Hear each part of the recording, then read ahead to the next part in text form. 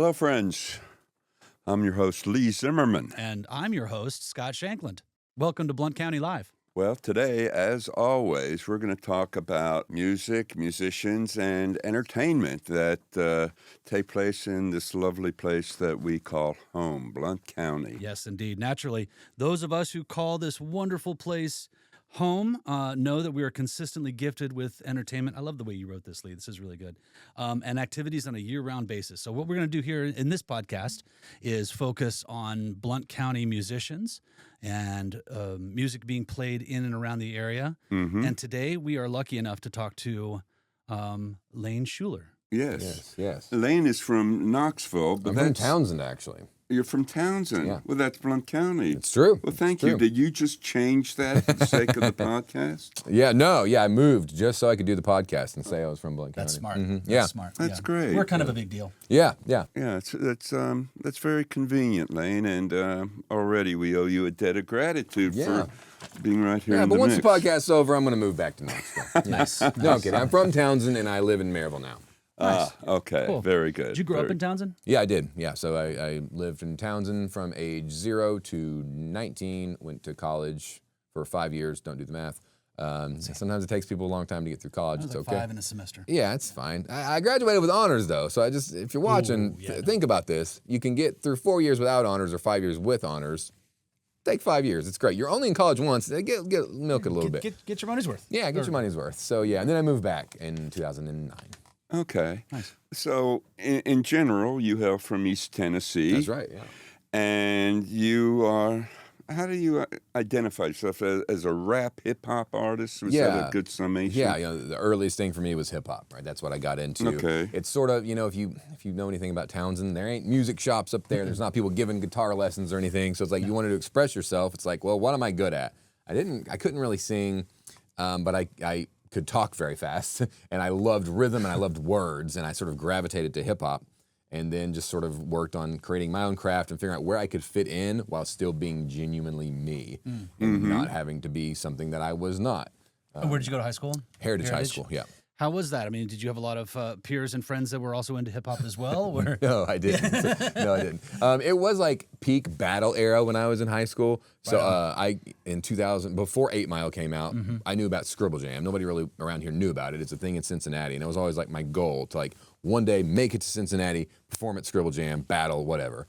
And I obviously didn't do that, but I was really into battling. And then 8 Mile came out, everybody wanted to battle, and that was cool. But I didn't have any real collaborators. Yeah. Aaron Brown was really into production, and so my first album we collaborated on, but that was after I was out of high school. But I met him in high school, and we got together, and he made all the beats for that album. Nice. It was Yeah, cool. your production value is really great. I've listened to, not a million, a bunch of independent or independent label hip hop artists. Their production tends to be, pretty good. Yeah. Yours really sounds polished. It sounds really good. Yeah, and that's always been a goal of mine, working with Aaron, working with DJ Wiggs, and then now working primarily with Will Johnson out of Knoxville. He is absolutely just a virtuoso level on production, mixing, mastering. His dad did a lot of sound for a lot of the big acts over the years, the Whitney Houstons, Aerosmiths. Really? Yeah. Wow. Quite some credentials. Yeah, good chance you may have met him over the years. So he did sound here in Knoxville for a few different venues. But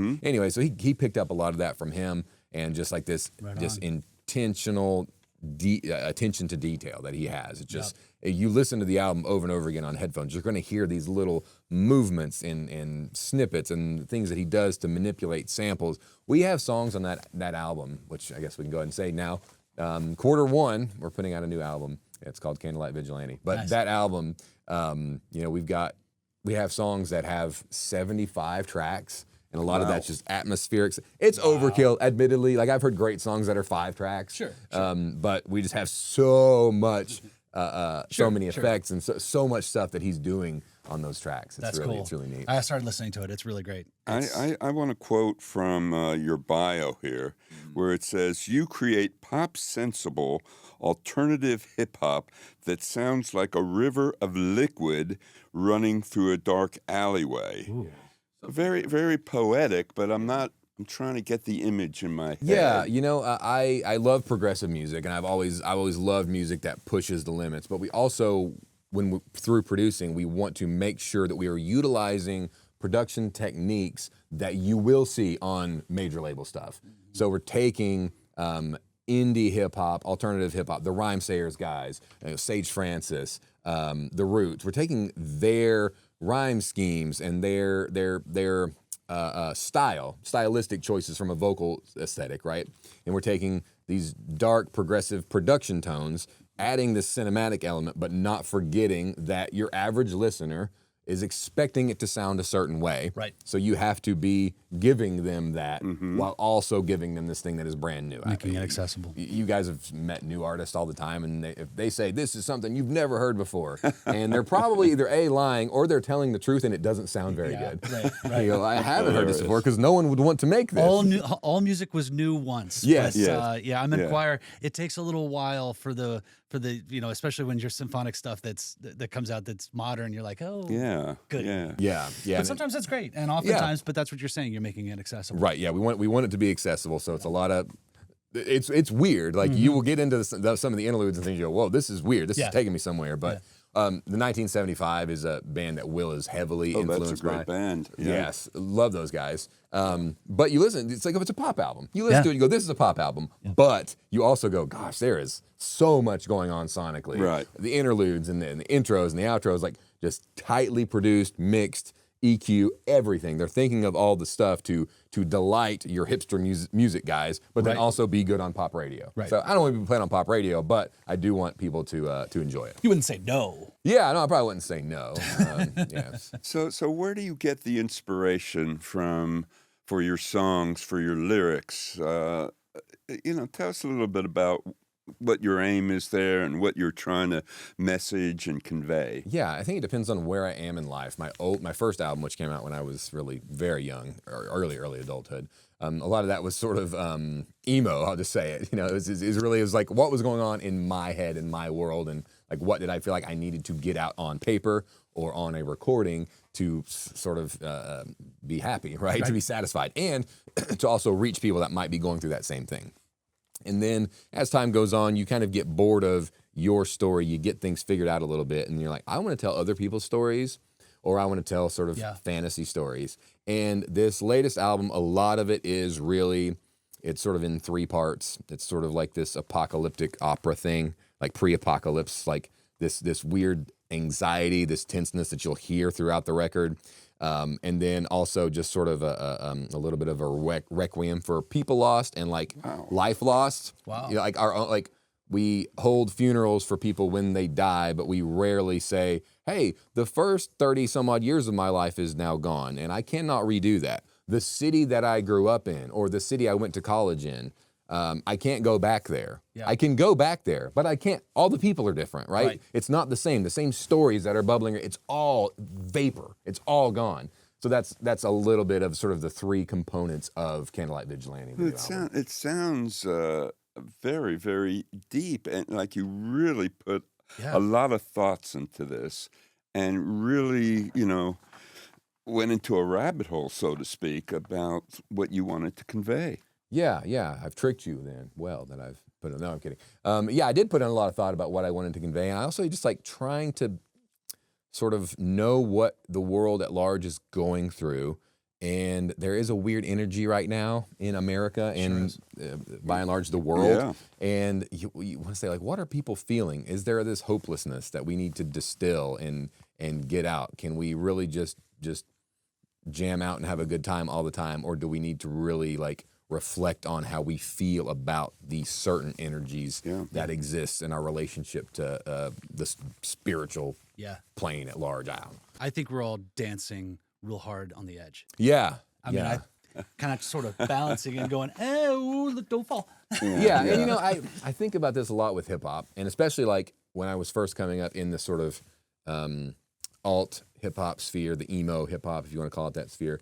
So many people would be like, hey, I like your stuff because it doesn't just talk about partying all the time. And I would always be like, well, actually at the time I was like, thanks. But now I look back and I go, actually, like, hip hop historically, you go back to the very beginning, it was party music. Right.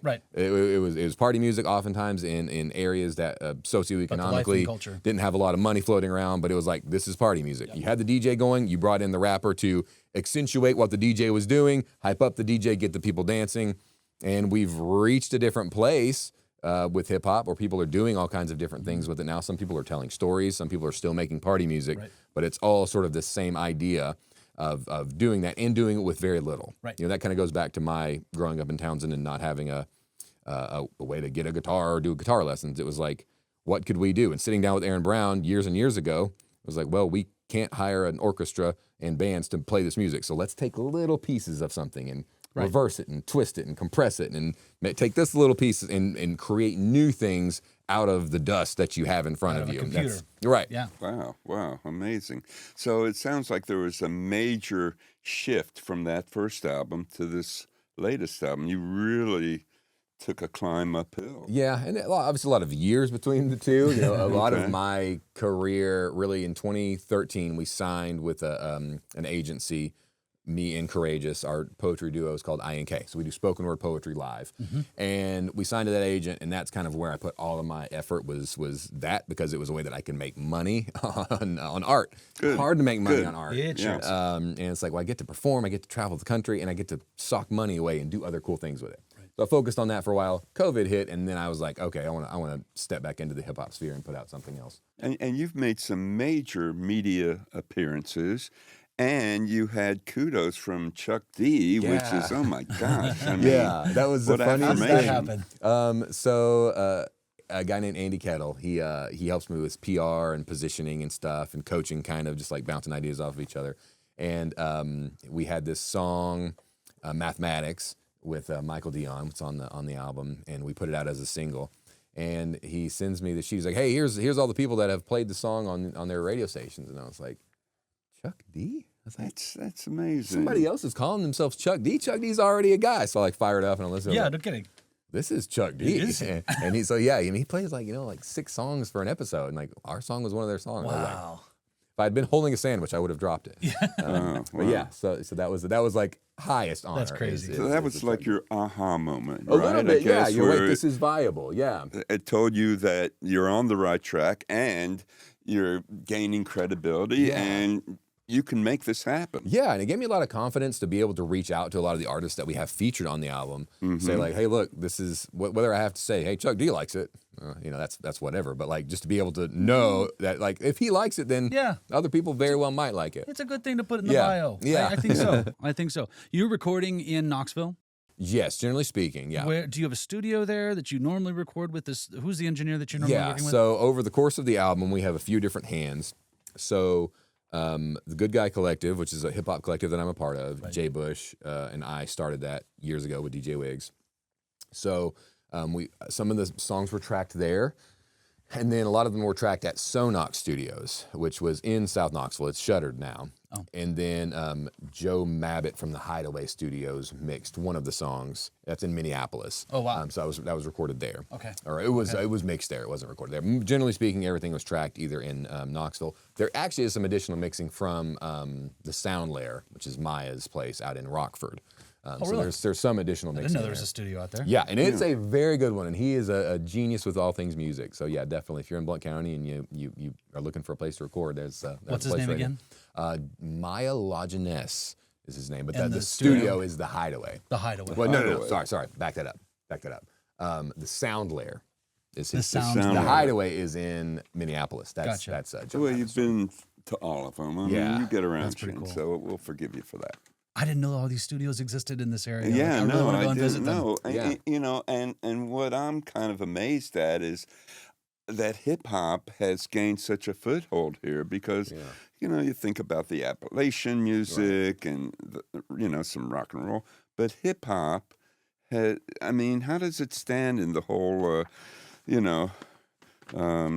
era, the whole continuum of East Tennessee music? Yeah, here? it's obviously not the most popular genre. I think generally speaking, when we talk about subgenre, microgenre, Knoxville, you're really probably looking at roots rock Americana. Yeah, that's really what. Appalachia, folk music. Yeah. Yeah, but anybody can take a trip to Big Ears and see that that's not Right. Yeah, well, of that's course. true, Yeah. too. well attended. For Right. Sure. That's true too. So, and also like traveling a lot make me realize that a lot of rap artists that are rapping and talking about specific things, I'm able to go to their town and go, this is suburbia. Like, this is actually where you are really from. This is your lifestyle. This is where you live. You're not really telling the story of you. You're telling the story of this other thing. And we're kind of none the wiser because most people don't go to a lot of cities before they're X number of years. And they go, this guy's from this city. And it's like, well, yeah, he went to, a super nice high school in Houston and, he lived out in the suburbs. So, like, maybe. Then you moved to LA. Right. You're right. Right. So, anyways, I say all that to say it's like in the internet connected era, it doesn't matter as much what you're surrounded by and what is popular, and that's kind of. Do you record at home? Do you produce anything? I don't anymore. I did at one time. It was just a lot of work, and I just said, let's partition things out and do what I'm good at. Keep it separate. And have other people and give back to them and let them flourish and let them be good at that. Yeah. I think we're definitely in a world where everybody wants to do everything on their own, and that's cool. But I also think it's important to focus on things. Absolutely. And also, build a circular economy where you're helping out your buddy and they're doing graphics for you and you're not making the graphics yourself and they're mixing things and you're not. Yep. It sounds like you have all the bases covered here, man. This is really thought out. You really it's not only making the music, but you have a vision of what you can do and what the industry is all about. And, very thoughtful. Yeah, I'm glad somebody thinks I'm thoughtful. No, seriously. So thank you. Your latest project, you said it's Q1. You're coming out in January or somewhere? I would say, January, February. Is it ready? Somewhere. I mean, it is about 97% of the way there. Got a few more tweaks to do. I'll listen to it. It sounds pretty good. Yeah, well, thank you so much. Yeah, we're excited about it. You brought a keyboard, and we're going to get that set up here in a minute. Yeah. Are you going to play anything from the new album? Yeah, we will be playing. We'll be playing some stuff from the new album. Yeah, for sure. Should we do that? Yeah, no, I'm psyched. Awesome. I couldn't be any more psyched after hearing you describe it. And cool. Yeah. And as soon as we have sponsors, this is the part where we would have a sponsor and we would talk about them. Yes. And how much we love them. Yes. And so these guys, they're going to have sponsorship opportunities for you if you're watching this. Let's get involved. Get on sponsors. Thank you. They'll have celebrities and really important people, very and important smart people and checks artists in the mail. Checks in the mail. Not yet. Yes. We don't have any checks yet. And they'll have me on the show too. Yeah. So, yeah. Figuratively speaking. We'll be right back. Yay. Do you guys want me to talk about the song at all? Yeah. Perfect. Okay, cool. So yeah, this song's called Jehovah. And it's this one, it came to me in the shower, the chorus did. And everybody's like, what is it about? Is it about God? And I'm always like, no. And then I explain what the song's about, and then people will be like, maybe it is about God. And I'm like, okay. And then that's the reminder that every song you write, it's about something different to every person that hears it. Like it's your song, but it's not. So I always liked Oasis because they had Champagne Supernova. And that song, it's not about anything, but it's one of my favorite songs ever. Like I have ugly cried to that song before, but it's clearly not about a whole lot. But every person that listens to it, it means something different to them. And so this song is about the mourning of places. It's also about mourning of people and how those two intersect.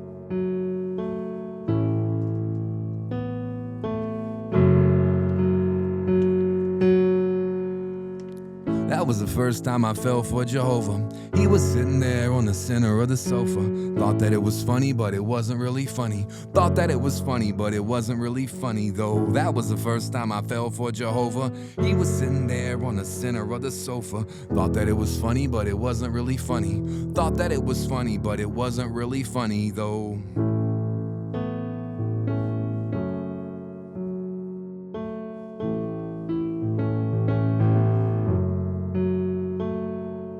There was a lift or puller poster, it was plastered on the wall. I was somewhere between St. Thomas and St. Paul.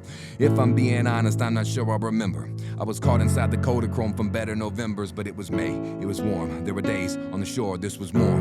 One last creak of a closing door. I was buried in my room, there was a cherry and a spoon. There were bridges, there were tunnels, there was nothing left to do. There was unfinished business that I thought I left behind. You never think the city where you sprung into life would be dismembered by the never-ending weather of time.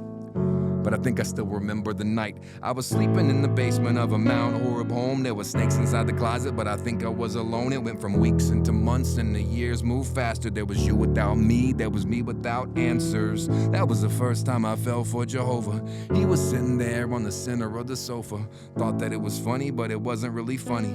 Thought that it was funny, but it wasn't really funny, though. That was the first time I fell for Jehovah. He was sitting there on the center of the sofa. Thought that it was funny, but it wasn't really funny. Thought that it was funny, but it wasn't really funny, though.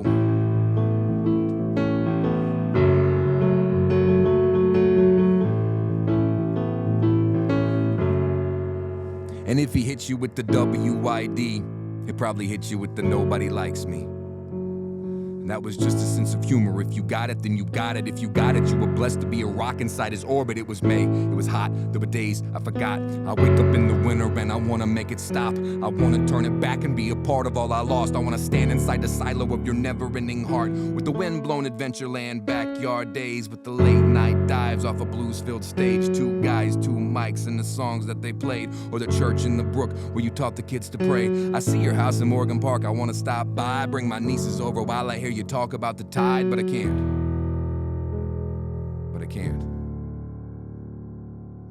That was the first time I fell for Jehovah. He was sitting there on the center of the sofa. Thought that it was funny, but it wasn't really funny. Thought that it was funny, but it wasn't really funny, though. That was the first time I fell for Jehovah. He was sitting there on the center of the sofa. Thought that it was funny, but it wasn't really funny. Thought that it was funny, but it wasn't really funny, though.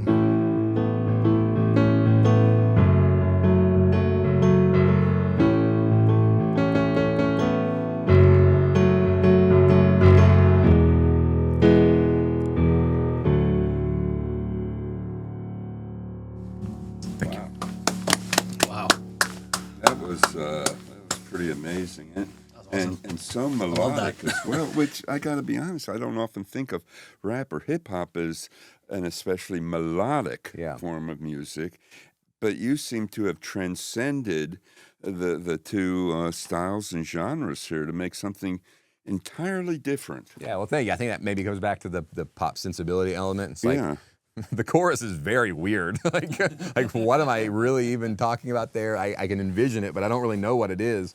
But also it's a simple melody. You know? Yeah, but there is a refrain there. There is a chorus, a repetition that does bring it into sort of a song-like style, style. Yeah. Yeah, for sure. Pretty impressive there. Yeah. Awesome. Well, thank y'all for sure. Thank you. Yeah. It's really cool to hear him listen to it on the album and then hear this acoustic kind of unplugged version. Yeah, and I wanted to have some of that for some of the album because it is very industrial and very digital when you listen to it. So I wanted to have that ability to not, when people say, hey, you want to come do a song, and to not have to say, yes, let me bring my DJ. Right. No, this works entirely on its own. My big question is, how do you memorize those lyrics? Yeah, it's a lot. And how do you do it? You know, it's a lot of repetition. You know, that's the biggest thing is and there's honestly, like, at this point, I will be rapping a line and I'm thinking about the next line already. And I mean, here, obviously, like, I'm rapping and playing piano, so I'm thinking about a lot of things. But then you get in those faster ones where I'm having to think about the next line because I'm having to think about breath control. And where do I need to take breaths? How much air do I have in the upper part, or I guess the lower part of my lungs, you know, the diaphragmatic breathing, right? So I have to be thinking about all that kind of stuff. It's like, where am I going to catch my breath? How am I going to deliver this line? Yeah. Also, how am I not going to trip over a monitor cable or something, you know? Yeah. So you have to be thinking about all that kind of stuff. But it's remarkable because, I mean, from personal experience, I'll say this. I'm in a play now. I'm in a murder mystery. Oh, exciting. And I have to memorize a lot of lines. Yeah. Monologues, kind of a theatrical rap, if you will. And at the same time, I have to learn my blocking. And for a guy that can't walk and chew gum at the same time. It's quite a challenge. Yeah, I would say a tip for anybody watching: speeding it up, and then figuring out what that rhythm is, and then slowing it down to about 75% of where you want to be. So basically, you're trying to figure out, how do I get the technical component? Then when you're slowing it down, you're going, okay, how do I now inject the art back into it? Because at some point in time, you're kind of tired of the song. So it's an act, right? It's an act. You got guys that are doing, 40 shows a year, like, they're acting. They're not really feeling that viscerally the same way without intentionally putting themselves in the place where they were when they heard it. Right, but they have it down, obviously, after all those attempts. I mean, really is fascinating. Do we have another song? Yeah, Can you? I think I can do another song. This one, we talk about fast stuff. This one is fast. It's fast, and you'll still remember the lyrics. We'll see. We'll see if I'll remember the lyrics. Right. So, yeah, we'll see how it goes. All right. Sure. We don't make any judgment here, Lane. Yeah, so I appreciate it. So this one originally featured Alonzo Rogers. He was a member of the Good Guy Collective, and he unfortunately was killed in an act of violence in Knoxville, and before he got to see the song get released. So this one can be a little hard to perform just because of that, knowing that fact. But also it's cool because he's immortalized through this song. Yeah, and he obviously sings it way better than I do. So if you're watching one, hey, you don't need to be singing that song. I'll say, well, I wasn't supposed to be singing this song. It was different. If I mess this up, we can do another take, right? Good. Yeah. I got my vision from the fire and the flood. I got my power from the body and the blood. They had to pull out every stop to make me stay. I had to give it to them. I got my vision from the fire and the flood. I got my power from the body and the blood. They had to pull out every stop to make me stay. I had to give it to them. One last swing. No. So this song, the two lines start with the same three words. You could just pick up from right there. Yeah, sure. And they had to pull out every stop to make me stay. I had to give it to them.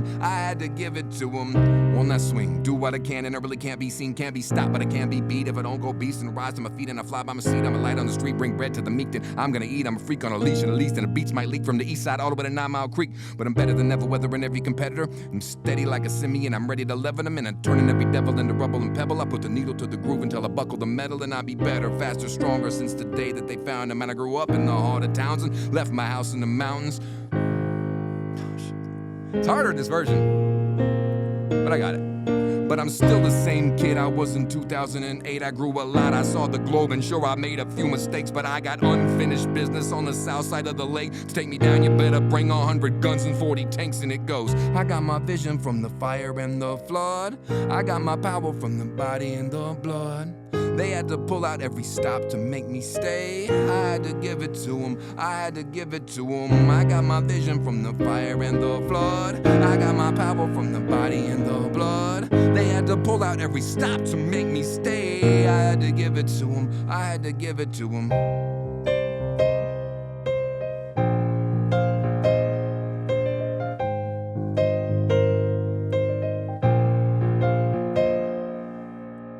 One last step. With a little bit of strength that I still got left, and I do my best to refuse my death, and I swing my hammer till I lose my breath. I gotta build for the people of my city. I set fires to 550 as long as the fight's in me. The family in my life, they fought for too hard, for too long, for better lives, for bluer skies, for better homes, for decent jobs. Come at me, dog, I got a bone to pick, I'm over it. My flow so legit, there ain't a candle you can hold to it, so come and get a stone cold dose of the gold I spit. People like you are why the people like me fight, but I swing back with a balled up fist instead of just standing on the side. I never said I'm right or die, but I think I'd rather right than die. So one last time, I let it fly and let Alonzo on the mic, and it goes. I got my vision from the fire and the flood. I got my power from the body and the blood. They had to pull out every stop to make me stay. I had to give it to them. I got my vision from the fire and the flood. I got my power from the body and the blood. They had to pull out every stop to make me stay. I had to give it to them. Hey. That was awesome. First time I've actually ever performed that just with the piano. Really? Yeah, I will at live shows, I will pull the mic off the stand and rap and then come back and slam the piano just to do the chorus. Wow, we've got a first, an exclusive. Yeah. Wow. So yeah, if I was out of rhythm a little bit, Well, I don't that's have all a right. metronome. You were rapping so fast. Last time, well, I tried that one time when I was trying to talk a police officer out of giving me a ticket. Yeah, It just all came out. But in this professional context, wow, that's incredible. Yeah, well, thank you. Thank you very much for this. That was really cool. Yeah. Oh, wait. I think this just in. You know what? You got another endorsement. Oh, good. Good. For my alter ego, Lee Z. Lazy. Great. How did that go over? I don't know. Anyway, a little So attempt that's at humor. your We try to rap have alter ego is Lee Z. Yes, thank you. Funny you MC mentioned Lee that. Z. I'm looking at your collection here. You Yes. have Rick Danko albums. Yeah. So Yeah. I went by the name 1 Hour Photo for a while. Yes. And that comes from a line from a Hold Steady song where he says, "My name's Rick Danko, but the people call me 1 Hour Photo." So that's where I got I that. don't think they have 1 hour photos anymore in this They age of- don't. They do have Yeah. them. They have photo places like Walgreens. You can go get a photo, but Yeah, I don't know still. if it's done in an hour. Yeah. Or maybe it's faster now. Probably faster now. Yeah. It's nice that Rick Danko, who was a member of the band. The band, yeah. And he gets a shout out. Yeah, that's true. In a weird roundabout way. In a but he does. weird, wanky, weird Well, this way. is a weird roundabout kind of room and basement that we're recording in. Yeah, I love so, it. How many albums do you? I don't know. People ask me that all the time. But if you're free one afternoon, I think we should just count a row and then multiply it times we I am Whatever. really Road. busy all the time, so I Yeah. won't be able to help. Sadly, I would love to.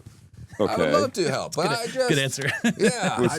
Was I getting a super brush off there? No, absolutely. I would Okay. love, are you kidding? I would love to do that. Okay. If you go Yeah, tell yes. me Yeah, how many absolutely. it is, Yeah, then that would be I'll great. get back to you on Yeah. that one. I have lots of free time. I don't Yeah. really do much of anything. Perfect. I love it. So, do we want to talk about our calendar really quick while Yeah.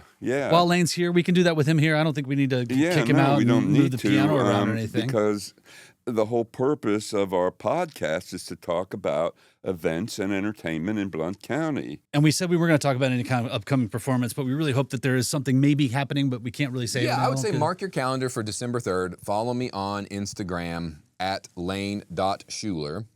And if I'm doing it, I will announce it there. I just finished up, did a little Sweet. micro set at Spooktacular, a little Halloween hip hop for everybody. Nice. And then we played the Townsend Hot Air Balloon Festival in August. Oh, great. fun. Yeah, Awesome. that's a That was- great festival. That was so fun. yeah. Cool. Yeah. Cool. Yeah. Well, maybe after this first album or after this next album comes out. The plan is for Possibly a get some- sizable release show. Heck yeah. Heck yeah.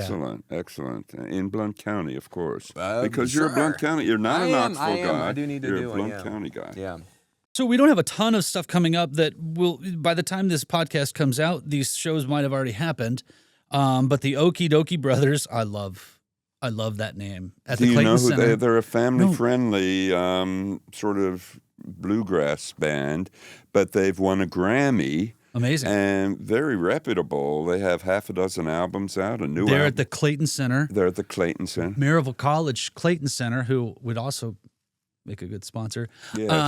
If they Maryville, wanted you're something like listening. that to happen, I mean, who Yeah, knows? yeah. Then also, Randy Travis is there the day before on the 14th. And that's going to be an exceptional show because, unfortunately, Randy Travis suffered a stroke. He's unable Mm-hmm. to sing or record. We were talking about AI. There's some of that mixed in.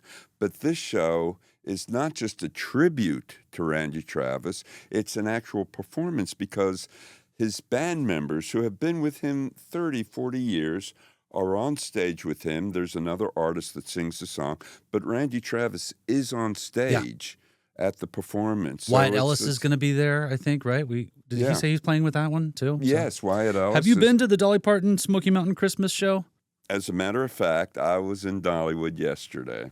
I love Dollywood. Yeah. Season pass holder. Nice. Thanks my shout out to my mother-in-law. Right on. Oh yeah, it's terrific, and they have their whole Christmas decor. I want to go up. to the Christmas. I want And to go so to the they're Christmas bringing show. that to the Clayton Center on the 29th. Oh, that's going to be at the Clayton Center. Yeah, So it's not going to be in. Clayton. Oh, No, cool. it's at the Clayton Center. Clayton I Center love is that happening. place. What a treasure. We always see the Nutcracker there. Yeah. Lots of great shows. They're Yeah. a great. It's a great It's space. fantastic. And if I might be allowed to put in a plug. Yeah, I was going to ask. Notice how my voice went into professional showbiz mode. Plug mode. I'm doing my songs and stories at Peaceful Side Brewery on the 20th of the month.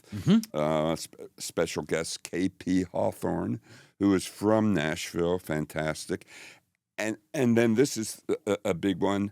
The day after that entire weekend, I'm, as I mentioned before, in a murder mystery comedy, which will take place. I love the murder mystery There's not a lot of crimes out there where you go, we're going to take someone's life and it's going to be funny. Oh, it's a laugh And a you're minute. going to laugh.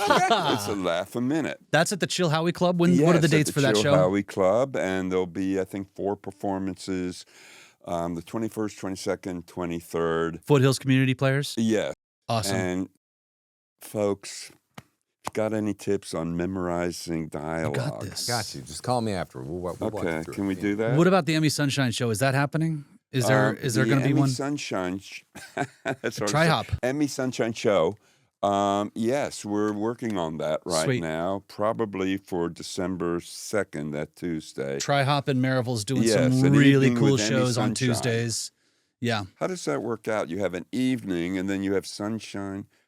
We'll She'll figure bring the that out. sunshine into the evening, I'm sure. Yeah, we'll figure that out. If you've never seen her perform, she's phenomenal. She was in our she's first so charming, and she was in our first show. podcaster. And she you've played been here. phenomenal. This has been well, so thank you. special. Thanks We've for covered having the me out. This is spectrum for cool. music here, haven't we? Like we went from Emmy Sunshine to Lane. It's like Well, completely that's, opposite the spectrums. I love it. diversity of entertainment and music and musicians here in Blount County is very impressive. And yeah, man, thank you for Thank you. carrying the Yeah, torch. thanks. This is a cool set, and this is a cool setup too. Isn't it cool? Yeah. Thank y'all so much. You'll for have having me. I to, no offense, but you'll have to go through the CD detector on the way out. Oh, that's It's fine. A little That's security fine. measure I that had we some stuff I was eyeballing. I was just going to buy them Yeah. from you, but then you weren't Well, going to sell them, and it's fine. We'll work something out. We'll work No, one of his favorite things to do is to give away CDs. So don't worry, you won't be Yeah, leaving I him do have empty-handed. some I'm sure. CDs. Yeah. Thanks for listening and watching Yeah. Blount County Live. Yeah, we'll see you next time too. We'll see you soon.